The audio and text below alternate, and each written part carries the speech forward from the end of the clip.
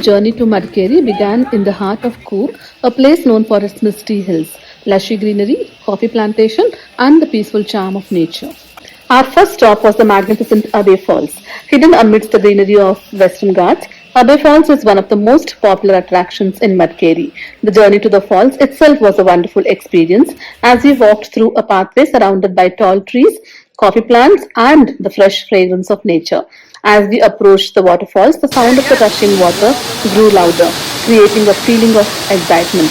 The water cascades down beautifully between the rocks, especially during the monsoon season when it becomes more powerful and breathtaking. Standing there and watching the waterfalls, surrounded by thick greenery, was truly a refreshing experience. It reminded us how beautiful and magical nature can be when left untouched.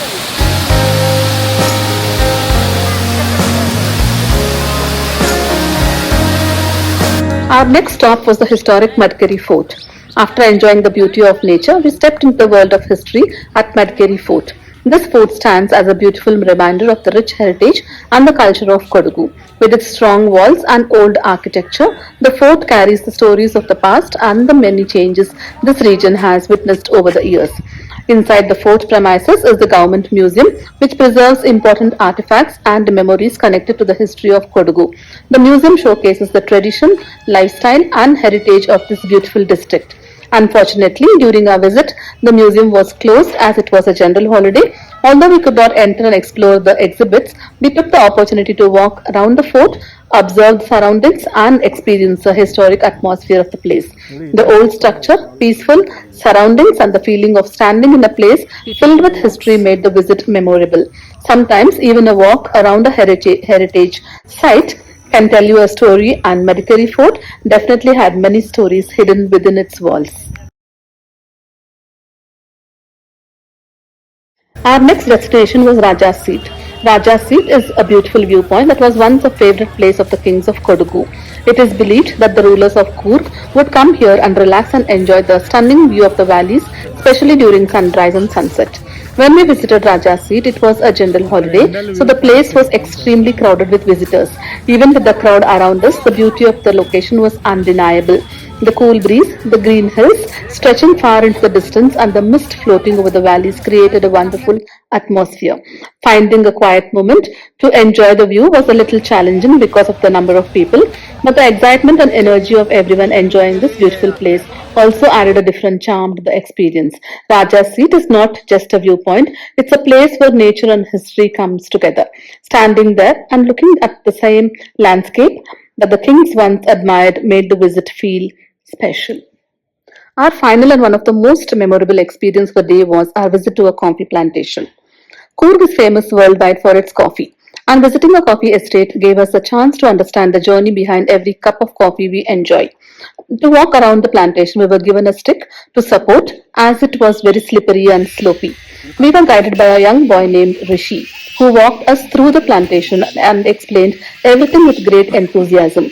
He introduced us to different varieties of coffee plants and explained in Kannada how coffee is grown, harvested, processed, and finally reaches us. But what made this walk special was Rishi did not just talk about coffee. He also introduced us to various trees and plants around the plantation like cocoa tree, spices, honey, lime, and many more, explaining their benefits, uses, and importance in nature. His knowledge and passion made the entire experience very interesting. It was wonderful to see how every tree in the plantation had a purpose and how nature provides us with so many valuable resources. Cocoa tree anta karitare, chocolate tree anta kuda karitare sir. ಆ plant ಹೆಸರು ಬಂದ್ಬಿಟ್ಟು ಲವಂಗ ಅಂತ ಕರೀತಾರೆ, clove ಅಂತ ಕರೀತಾರೆ. ಅದು 2 types ಅಲ್ಲಿ ಗ್ರೋ ಆಗುತ್ತೆ, ವಿತ್ ಆಯಿಲ್ ಮತ್ತೆ ವಿತೌಟ್ ಆಯಿಲ್. ವಿತ್ ಆಯಿಲ್ ಅಲ್ಲಿ ಲವಂಗದ ಆಯಿಲ್ ನ ಎಕ್ಸ್ಟ್ರಾಕ್ಟ್ ಮಾಡಿ ದಂತಕಾಂತಿ, ಟೂತ್ ಪೇಸ್ಟ್, ಪರ್ಫ್ಯೂಮ್ಸ್ ಮತ್ತೆ ಆ ತರ ಕೂಡ ಮಾಡ್ತೀವಿ. ವಿತೌಟ್ ಆಯಿಲ್ ಅಲ್ಲಿ ಡ್ರೈ ಲವಂಗನ ತೆಗೆದು ಅದನ್ನ ಡ್ರೈ ಮಾಡಿ ಅದಾದ್ಮೇಲೆ ನಾವು ಮಾರ್ಕೆಟ್ ಗೆ ಸೇಲ್ ಮಾಡ್ತೀವಿ. ಇದು ಸೀಸನ್ ಬಂದ್ಬಿಟ್ಟು ಸೆಪ್ಟೆಂಬರ್, ಅಕ್ಟೋಬರ್, ನವೆಂಬರ್ ಅಂತ ಕರೀತೀವಿ. ಆ ಸೀಸನ್ ಅಲ್ಲಿ ಲೀವ್ಸ್ ಕಾಣ್ತಿದ್ಯಲ್ಲ ಇಲ್ಲಿ, ಲೀವ್ಸ್ ಆ ಲೀವ್ಸ್ ಮೇಲೆ ಯೆಲ್ಲೋ ಕಲರ್ ಫ್ಲವರ್ ತರ ಬರುತ್ತೆ. ಆ ಫ್ಲವರ್ ಒಳಗೆ ಚಿಕ್ಕ ಬಡ್ ತರ ಇರುತ್ತೆ. ಆ ಬಡ್ ದೊಡ್ಡದಾದ್ಮೇಲೆ ನಾವು ಮಾರ್ಕೆಟ್ ಗೆ ಸೇಲ್ ಮಾಡ್ತೀವಿ. ಮತ್ತೆ ಇದಕ್ಕೆ ಮಿನಿಮಮ್ ಸನ್ಲೈಟ್ ಬೇಕು ಮ್ಯಾಮ್. ಬನ್ನಿ. ಡ್ರೈ ಆಗಿರೋದಾ? Dry leaf. ಫುಲ್ ಪ್ಲಾಂಟ್ ಹೆಸರು ಬಂದ್ಬಿಟ್ಟು ಕಾರ್ಡಮಮ್ ಅಂತ ಕರೀತಾರೆ, ಎಲೈಚಿ ಅಂತ ಕರೀತಾರೆ. ಇದ್ರಲ್ಲಿ ಬಂದ್ಬಿಟ್ಟು 3 ಸ್ಟೇಜಸ್ ಇರುತ್ತೆ. ಇದು ವೈಟ್ ಅಂಡ್ ಮೇಲೆ ಫ್ಲವರ್ ಕಾಣ್ತಿದ್ಯಲ್ಲ ನಿಮಗೆ, 1, 2, 3 ಇದೆಲ್ಲ ಫಸ್ಟ್ ಸ್ಟೇಜ್. ಅದಾದ್ಮೇಲೆ ಫುಲ್ ಸೀಡ್ಸ್ ತರ ಕಾಣ್ತಿದ್ಯಾ ನಿಮಗೆ, ಅದು ಹಾ, ಸೆಕೆಂಡ್ ಕಾಣಿಸ್ತಾ ಸ್ಟೇಜ್. ಇದೆ. ಅದಾದ್ಮೇಲೆ ಫುಲ್ ನಟ್ಸ್ ತರ ಕಾಣ್ತಿದ್ಯಾ ಈಗ ನಿಮಗೆ, ಹ್ಮ್ ಅದು ಥರ್ಡ್ ಸ್ಟೇಜ್. ಥರ್ಡ್ ಸ್ಟೇಜ್ ಆಗಾದ್ಮೇಲೆ ಆ ನಟ್ ಮೇಲೆ ಒಂದು ಬ್ಲಾಕ್ ಕಲರ್ ಕೋಟಿಂಗ್ ತರ ಫಾರ್ಮ್ ಆಗುತ್ತೆ. ಒಂದು ನಟ್ಟಲ್ಲಿ 2 ಕಾರ್ಡನ್ ಒಂದು ಸೀಡ್ಸ್ ಇರುತ್ತೆ. ಅದನ್ನ ನಾವು ತೆಗೆದು 6 to 7 ವೀಕ್ಸ್ ಸನ್ಲೈಟ್ ಅಲ್ಲಿ ಡ್ರೈ ಮಾಡ್ಬೇಕಾಗುತ್ತೆ. ಅದಾದ್ಮೇಲೆ ನಾವು ಮಾರ್ಕೆಟಿಗೆ ಸೇಲ್ ಮಾಡ್ತೀವಿ. ಮತ್ತೆ ಇದಕ್ಕೆ ತುಂಬಾ ಸನ್ಲೈಟ್ ಬೇಕು ಸರ್. ಇದೆಲ್ಲ ಸರ್ ಕ್ರೀಪರ್ಸ್ ನಿಮಗೆ ಮೇಲೆ, ಆ ಕ್ರೀಪರ್ಸ್ ಹೆಸರು ಬಂದ್ಬಿಟ್ಟು ಬ್ಲಾಕ್ ಪೆಪ್ಪರ್ ಕ್ರೀಪರ್ಸ್ ಅಂತ ಕರೀತಾರೆ. ನಿಮಗೆ ಇಲ್ಲಿ ಮೇಲೆ ಗ್ರೀನ್ ಕಲರ್ ಚಿಕ್ ಕಾಣ್ತಿದ್ಯಾ, ರೌಂಡ್ ರೌಂಡ್, ಅದು ಫಸ್ಟ್ ಡ್ರೈ ಮಾಡ್ಬೇಕಾಗುತ್ತೆ ನಾವು.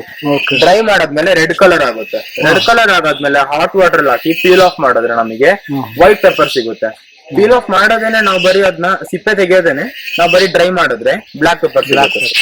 ಇಲ್ಲಿ ನೋಡ್ತೀರಲ್ಲ ಈ ಮರ, ಈ ಮರದ ಹೆಸರು ಬಂದ್ಬಿಟ್ಟು ಲೋಬಾನ್ ಅಂತ ಕರೀತಾರೆ, ರೂಪ್ ಸ್ಟಿಕ್ ಅಂತ ಕರೀತಾರೆ, ಸಾಂಬ್ರಾಣಿ ಅಂತ ಕೂಡ ಕರೀತಾರೆ.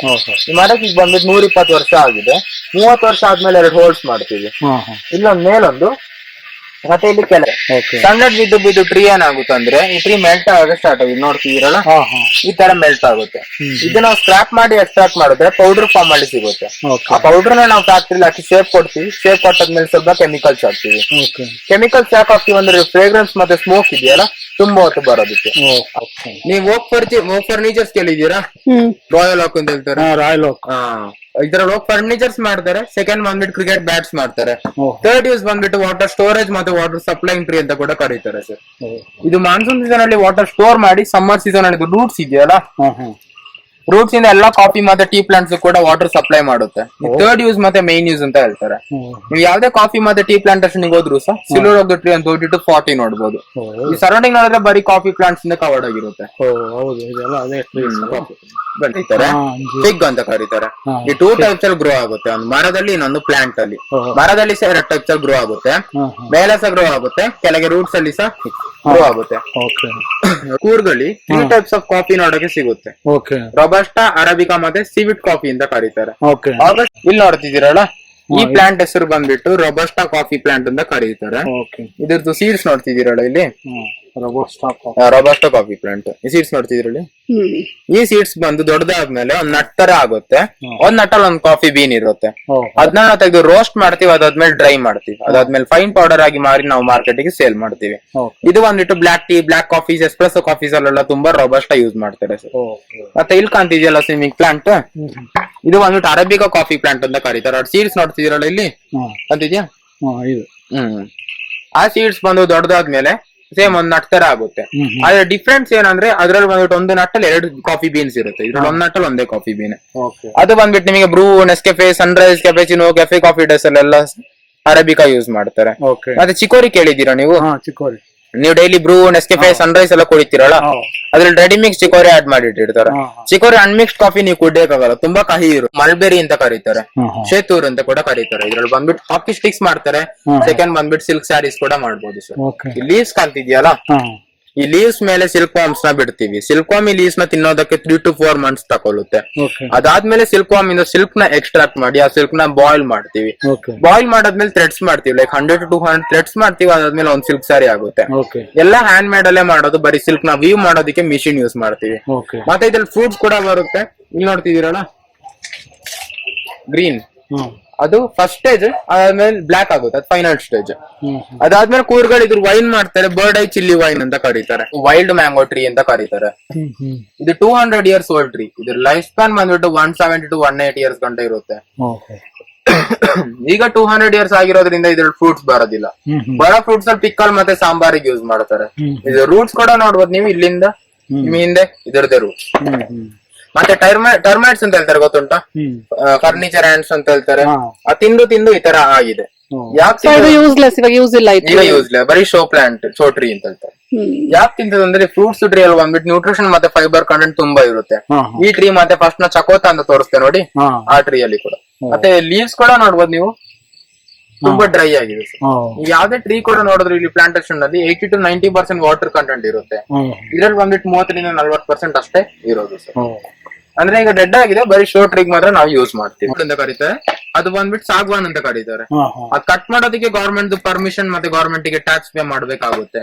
ಅದಾದ ಈ ಫ್ರೂಟ್ಸ್ ಹೆಸರು ಬಂದ್ಬಿಟ್ಟು ಮೂಸಂಬಿ ಅಂತ ಕರೀತಾರೆ, ವೈಲ್ಡ್ ಲೆಮನ್ ಅಂತ ಕರೀತಾರೆ. ಇದು 2 ಟೈಪ್ಸ್ ಅಲ್ಲಿ ಗ್ರೋ ಆಗುತ್ತೆ, ಒಂದು ಟ್ರೀ ಅಲ್ಲಿ, ಇನ್ನೊಂದು ಮತ್ತೆ ಇಲ್ಲಿ ಪ್ಲಾಂಟ್ ಅಲ್ಲಿ ಸಹ ಗ್ರೋ ಆಗುತ್ತೆ.